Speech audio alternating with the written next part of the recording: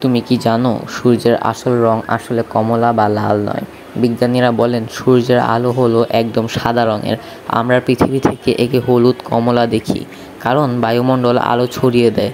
মানে মহাকাশ থেকে দেখলে সূর্যটা দেখতে একদম সাদা বলের মতো লাগবে।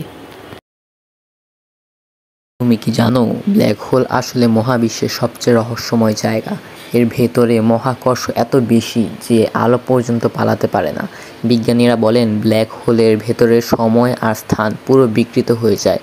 মানে তুমি যদি একবার ঢুকে যাও সেখান থেকে আর ফেরার কোনো উপায় নেই। তুমি কি জানো মানুষের শরীরে গড়ে প্রায় 7 অক্টিলিয়ন পরমাণু থাকে। মানে হলো সংখ্যা এত বিশাল যে যদি এগুলো লিখতে চাও তাহলে কাগজে ধরবে না। আর আশ্চর্যের বিষয় হলো তোমার শরীরের বেশিরভাগ পরমাণু একসময় কোনো তারার ভেতর তৈরি হয়েছিল। তুমি কি জানো চাঁদে আসলে কোনো বাতাস নেই, তাই সেখানে আকাশ সবসময় কালো দেখা যায়।